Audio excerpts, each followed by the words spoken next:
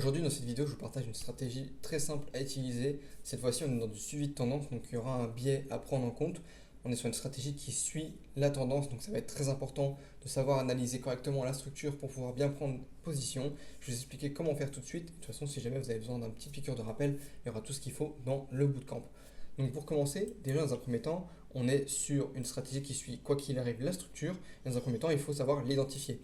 Donc pour identifier sa tendance, rien de plus simple, on regarde les plus bas et les plus hauts au fur et à mesure pour voir si on est fondamentalement haussier ou baissier. Petit tips très important pour savoir si on est dans la bonne structure et si on peut se placer correctement avec les ordres blocs. Du coup, vu que on va se servir des ordres blocs qui sont des concepts de suivi de tendance quoi qu'il arrive, il faut savoir la déterminer sur n'importe quelle unité de temps. Donc en l'occurrence, si vous voulez placer un ordre bloc en H4, vous allez déterminer votre structure en H4. Si vous voulez placer des ordres blocs en M15, vous allez déterminer votre structure en M15. Prenez bien le temps d'analyser de cette manière-là, ça sera beaucoup plus important. Tout ce qui va se faire en plus petite unité de temps ou en plus grosse, c'est-à-dire déterminer des OB H4 et après, la tendance H4 et par la suite descendre en M15 pour déterminer des OB, il y aura un petit conflit d'intérêts, c'est-à-dire que vous aurez peut-être une structure haussière en H4 et une structure complètement baissière en M15 et du coup vous ne saurez plus où vous positionner. Alors prenez bien le temps d'analyser votre structure sur l'unité de temps où vous comptez tracer vos OB. Ça, c'est très important. N'essayez pas d'aller en daily, H4, weekly ou ce que vous voulez pour déterminer la structure et par la suite descendre en plus petite unité de temps pour déterminer vos zones. C'est pas du tout pertinent et vous allez juste perdre votre temps et de la rentabilité. Ici, si on veut tracer les OB M15, on regarde notre tendance en M15, tout simplement. Et pour les ordres blocs, pareil, on prend les ordres blocs en M15. Là, ici, on a notre structure qui est haussière, OB M15 en bas, structure haussière M15. On attend un retour dans cette zone pour pouvoir réagir et repartir à la hausse. Ça sera tout en plus pertinent que si vous faites du H4 pour descendre en M15. Ça, c'est la première prémisse par rapport à cette stratégie, ou même d'ailleurs tout court par rapport à la structure. Si vous avez des stratégies qui tournent autour de la structure et que vous n'arrivez pas à être rentable avec, c'est sûrement pour cette raison. Donc, restez sur la même unité de temps pour définir votre structure et pour placer vos zones pour pouvoir agir, tout simplement. Ça vous fera une grosse différence, vous verrez directement. Donc du coup, pour une structure haussière, on va chercher un ordre bloc en bas pour pouvoir continuer à la hausse. Et du coup, pareil pour une structure baissière, on vient chercher des ordres blocs en haut pour repartir à la baisse, tout simplement. C'est ça qui nous importe. Donc là, ici, sur les tracés OB, on le prendrait comme ceci et du coup pouvoir se placer à la baisse suite à une réaction dans cet ordre bloc. Une fois qu'on réagit dans l'ordre bloc, c'est-à-dire qu'on attend un retour en M15 dans cet OB même, on peut descendre en M1, en l'occurrence pour cette stratégie. On fera seulement du M15 et du M1 pour cette stratégie-là. Une fois qu'on arrive dans l'OBM15 en 15 minutes, on descend en M1 pour déterminer une pattern de retournement. Donc en l'occurrence, le market structure shift. Pour rappel, le market structure shift, on prend un dernier plus bas qui a créé un dernier plus haut et on attend la cassure, un retournement suite à cette création.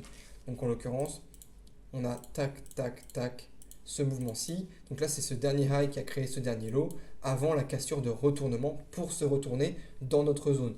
Et ça marche en tant que contre-exemple aussi ici.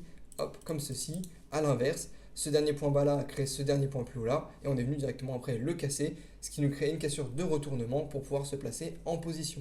Bien sûr, les MSS s'utilisent uniquement sur des zones bien précises, donc là en l'occurrence des OB, des prises de liquidité, etc. Là pour celui-ci, ce qui nous intéresse, c'est l'order block, tout simplement. Et ensuite, un RR de 1 pour 2.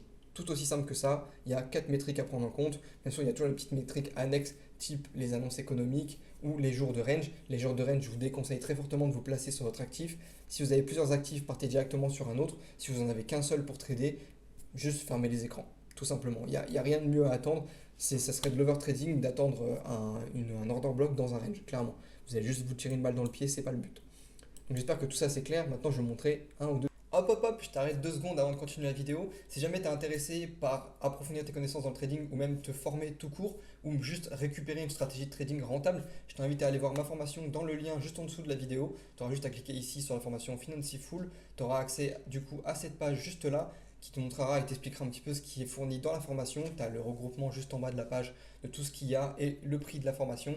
En l'occurrence, à l'intérieur, il y a plus d'une dizaine de stratégies rentables qui ont été backtestées par moi-même, bien sûr, qui ont été backtestées avec un petit journal à l'intérieur pour que vous puissiez prendre exemple et avoir les bonnes datas, tout simplement. Et si jamais vous voulez vous former, il y a une formation complète sur le trading qui regroupe tous les concepts pour que vous puissiez créer votre propre stratégie. Si jamais vous avez besoin d'être accompagné, vous avez besoin d'un accompagnement pour un coaching, je vous invite à m'envoyer directement un message sur WhatsApp avant de prendre la formation, qu'on puisse discuter en appel ensemble si c'est vraiment quelque chose qui vous intéresse ou qui vous convient. Voilà, c'était la petite interlude et ciao ciao tout le monde. Deux petits exemples. Donc en l'occurrence, on passe juste au-dessus ici. Dans un premier temps, avant de déterminer notre B, qu'est-ce qu'on fait? On va déterminer notre structure, notre tendance. Donc on va regarder fondamentalement comment elle est. Est-ce qu'elle est haussière ou est-ce qu'elle est baissière? Donc on peut voir que fondamentalement ici, on était largement haussier. Jusque-là, tout le monde est d'accord avec moi, on avait une structure fondamentalement complètement haussière. Jusque-là, sur ces derniers mouvements, on était haussier. La structure s'est complètement retournée suite à la cassure de ce plus bas-là, puis suite à la cassure de ce plus bas-là pareillement derrière. Nous, en créant des plus hauts de plus en plus bas. On peut voir que du coup ici, un high de plus en plus bas que celui-ci est de plus en plus bas que celui-ci, etc., etc.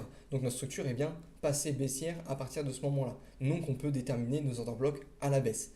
Une fois qu'on a déterminé notre structure, nous arrivons ici ce jour même et on va déterminer notre order block.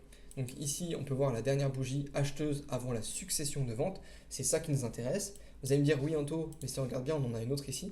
Oui, c'est le cas. Mais ce qui va nous intéresser concrètement, c'est pas ce qui va se passer après dans le même mouvement, c'est ce qui se passe dans le mouvement initial. C'est-à-dire que ici, c'est le dernier OB de notre mouvement, de notre structure. Donc on ne va pas prendre un OB qui est en plein milieu alors qu'on va potentiellement attendre celui-ci. Ça, c'est très pertinent et faites bien attention à ça. Ne vous précipitez pas. Ce qui est bien avec ce genre de stratégie, c'est la patience. Placez des alertes, attendez et actualisez-vous si réellement il y en a besoin. Si vous voyez que ça crée encore de nouveaux plus bas et que ça continue sur une tendance baissière, bah, potentiellement cette zone sera tout autant pertinente à utiliser. Mais là, comme vous pouvez le voir, on a eu une mini réaction dans la zone pour repartir directement à l'achat, simplement parce qu'il y avait de la liquidité laissée ici et surtout un order block à venir récupérer, tout simplement pour continuer notre structure baissière. Ce qui se passe une fois que notre OB est créé, donc dernière bougie d'achat avant la succession de vente pour un ordre bloc baissier, pour rappel. Ici, on a bien eu le retour dans l'OB juste ici. Ce qui fait que du coup, une fois qu'on revient dans l'OB, on peut basculer en une minute. Donc tac, tac, tac, tac, tac, tac, tac, juste ici, hop, super. On peut rebasculer en une minute juste ici, et on peut voir que du coup, on a bien réagi dedans. Corps de bougie avec la réaction à l'intérieur, donc jusque-là, tout est OK. Ensuite, on va déterminer notre market structure shift. Donc pour déterminer notre market structure shift, je vais vous retirer ça, comme ça sera plus lisible. Pour le market structure shift, on prend le dernier plus bas qui a créé notre dernier plus haut. Donc ici, on avait notre dernier plus bas qui a créé notre dernier plus haut. On peut voir qu'on ne l'a pas cassé tout de suite et qu'on a créé un nouveau high au-dessus de l'ancien. Ce qui fait que du coup, nous, on doit s'actualiser pour notre dernier mouvement. Et on peut voir que du coup, le dernier mouvement, on l'a ici. On en a un soit ici, donc là, en l'occurrence, sur ce plus bas là, le dernier plus bas qui a créé notre dernier plus haut, ou alors on en a un plus petit, voilà, qui reste quand même un dernier mouvement. S'il veut bien y aller, tac, merci.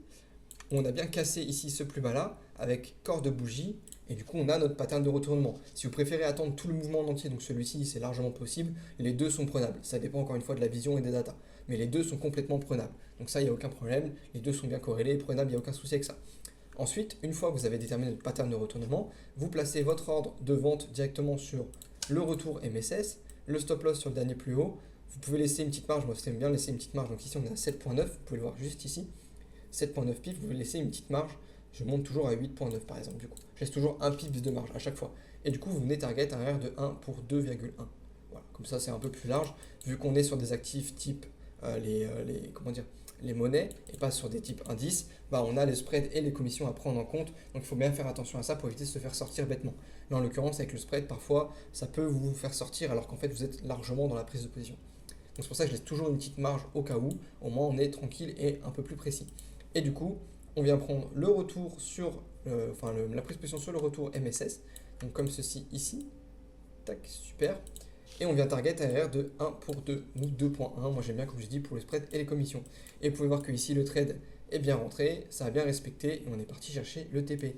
Vous voyez qu'on a même cherché une zone plus bas, donc ça va dépendre de vos différentes data et analyses que vous avez récoltées. Ça c'est très important en fonction de vous. Le RR de 1 pour 2 est très bien si vous voulez juste vous fixer juste sur ça et prendre votre mouvement quoi qu'il arrive, parce que forcément parfois le mouvement va continuer à être très baissier, parce que on traite quand même une continuité de tendance, donc on vient chercher souvent généralement des plus bas.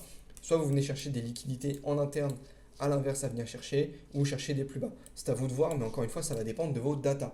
Ça ne dépendra que des datas. Ne vous précipitez pas à essayer de rajouter des plus grosses zones ou de prendre des gros RR comme ça pour le kiff. Là, imaginons, ah bah tiens, aujourd'hui j'ai envie de prendre un RR de 5. En fait, non, ça ne marche pas comme ça. Parce que là, ton RR de 5, tu vas le placer, mais il n'y a aucune zone technique pertinente à prendre. Là, toutes les zones techniques, tu les as largement dépassées et c'est pas forcément pertinent. Alors oui, potentiellement, ça va aller TP, ça vient même TP avec une annonce économique, donc pas forcément le mieux, et surtout, ça vient ranger un bon moment.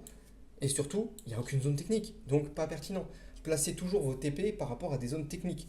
Le RR de 2, c'est très basique, c'est très simple. On vient chercher de la liquidité, qui plus est parce qu'il y avait de la liquidité qui reste. On ne prend pas forcément toute la liquidité, mais on prend une bonne partie du mouvement et de la liquidité. Donc on est dedans, c'est rentable et c'est pertinent. Vous voyez, et surtout ça a été backtesté, donc je sais que ça l'est pour ce genre de stratégie, tout simplement. Donc ça, premier point, très important, on ne place pas un TP par rapport au RR qu'on veut, mais le RR est juste une conséquence de notre analyse. Ça c'est très important, retenez-le bien, le RR c'est juste une conséquence de vos analyses, c'est tout. Ça ne doit pas être une fin en soi, tout simplement. Donc voici pour le premier exemple, on va passer directement au second. Donc on continue, le marché continue à faire son petit bonhomme de chemin, son petit mouvement. On rappelle qu'on est toujours bien baissier, même encore ici, hein, on est toujours bien baissier dans notre structure. On a eu une légère correction, mais on est bien reparti en étant baissier sur ce mouvement-là. Donc jusque-là, on est toujours à la baisse et ça reste pertinent pour nous. Une fois que la structure est toujours déterminée, fondamentalement, on est bien haussier, enfin on est bien baissier, pardon, on vient déterminer notre order block. Donc vous pouvez voir qu'ici, on avait un order block qui pouvait être pertinent et venir chercher. Dans ce même mouvement, on avait récupéré une bonne partie des liquidités, on a récupéré du FVG aussi même dans ce mouvement, on n'est jamais venu récupérer. Par contre, on a créé un nouvel order block. Et là, en l'occurrence, c'est à vous de vous actualiser petit à petit en fonction de vos datas. Ici, on a créé un nouvel OB dans un nouveau mouvement avec une belle structure baissière, un beau displacement. Donc on attend un retour dans cet OB même pour pouvoir réagir. En l'occurrence, on a eu aussi un OB qui s'est créé là, mais qu'est-ce que je vous expliquer tout à l'heure? Les OB, prenez toujours celui qui est en haut du mouvement. Donc là, en l'occurrence, on n'avait pas de zone à venir chercher. On n'a pas récupéré cette zone-là non plus. On est venu recréer un nouveau mouvement avec une nouvelle zone. Donc on peut potentiellement se placer dans ces nouveaux OB. Ici, on a clairement l'OB dans le mouvement d'un premier OB. Donc cette zone-là n'est pas prenable. Qui plus est, en plus, on est clairement venu la casser avec un corps de bougie. Toute la zone est venue le casser ici avec une bougie d'annonce. Qui plus est, donc pas forcément très pertinent à trader. Faites bien attention à ça, je préciserai juste après. Donc ici, toujours M15, structure M15, on a nos deux premières datas qui sont pertinentes. Retour au B en M15, donc là, tout est respecté, on peut descendre en M1. On descend en M1, je vais redire ça, hop, on descend en M1, et on attend du coup le retour corps de bougie. Comme tout à l'heure, j'ai expliqué, toujours très pertinent, retour corps de bougie, retour mèche, ça ne sera pas le plus pertinent. Il y a toujours de l'inducement qui se crée, donc ici, inducement, c'est-à-dire que ça crée un plus haut ou un plus bas, et on vient prendre la liquidité de ce plus haut plus bas un peu plus tard. Donc on a toujours de l'inducement qui se crée par ailleurs juste après. Donc on attend toujours bien un retour corps de bougie. C'est ce qui sera le plus pertinent. Ici, on a bien eu le retour corps de bougie. Donc on attend bien notre MSS. Comme tout à l'heure, on peut prendre soit celui-ci qui peut être plus ou moins pertinent, soit celui-ci. À vous de voir en fonction de vos différentes datas. Encore une fois. Là, ici, je prends celui-ci. C'est ce qui me semble le plus pertinent et c'est bien le dernier plus bas qui a créé notre dernier plus haut. Celui-ci fait aussi partie du mouvement. Il aurait pu être prenable, encore une fois. Mais pour moi, celui-ci l'est beaucoup plus. Tout simplement. Une fois qu'on vient casser ce dernier plus bas, on attend le retour du coup de ce MSS, donc en l'occurrence juste ici, voilà, tout simplement. On a bien le retour MSS, stop loss sur le dernier plus haut avec une petite marge comme on l'a vu tout à l'heure, et le TP à 2,1R, comme ici. Encore une fois, en fonction de vos datas, vous pouvez venir target certaines zones. Donc comme on l'a vu tout à l'heure, ici, on avait de la liquidité à récupérer, énormément de liquidité même à récupérer. Ça ne veut pas dire qu'à chaque fois on va les récupérer, c'est pour ça qu'il faut de la data. On avait un OB inverse juste ici en M1 à potentiellement récupérer, mais aussi de l'imbalance à récupérer sur un énorme mouvement. Donc potentiellement en fonction de vos datas, et je le reprécise bien à chaque fois, en fonction de vos datas, si c'est pertinent, venir target ce genre de liquidité le sera tout autant, tout simplement. Et du coup, là, vous prenez une bonne partie de votre mouvement et le RR de 6 qui tombe direct ici est beaucoup plus pertinent parce que techniquement, vous venez chercher une zone complètement précise. Vous aurez très bien pu aussi target les 50% de la liquidité. Donc, vous vous tracez un petit rectangle ou un petit fibo comme ceci sur les 50% de votre FVG par exemple et venir target les 50% juste ici du FVG. Ça peut prononcer généralement un retournement. Généralement, ça vient chercher 50% de la FVG avant de se retourner. Donc encore une fois, à vous de voir en fonction de vos datas, il y a plusieurs visions à adopter, c'est à vous de voir ce qui se répète le plus et ce qui est le plus pertinent pour vous. Comment savoir si c'est pertinent ou non? Vous en récoltez une dizaine par exemple, et vous faites le tri dans la dizaine. Vous prenez le screen de qu'est-ce qui s'est passé après votre réaction et votre prise de position, et vous regardez ce qui est le plus pertinent. Si après votre prise de position, vous voyez que le marché continue à baisser, parce que c'est ce qu'on cherche concrètement, c'est clairement ce qu'on cherche, si le marché continue à baisser et vient chercher des zones techniques et que ça arrive 5 à 10 fois, enfin 5 à 6 fois sur 10, ça peut être intéressant à rajouter durant vos trades. Par contre, si sur 10 positions, sur 10 backtests, ça n'arrive que 3 ou 4 fois, ça ne sera pas pertinent à rajouter et vous pouvez rester sur un RR de 1 pour 2, tout simplement. Donc voilà pour la stratégie. Vous voyez, c'est assez clair. Suivi de tendance. Vous pouvez venir chercher soit des zones techniques, soit un RR de 1 pour 2. Tout dépend de vos différents backtests. Encore une fois, j'espère que la vidéo vous aura plu. Si jamais vous avez des questions, n'hésitez surtout pas à les poser dans l'espace commentaire. J'y répondrai avec plaisir.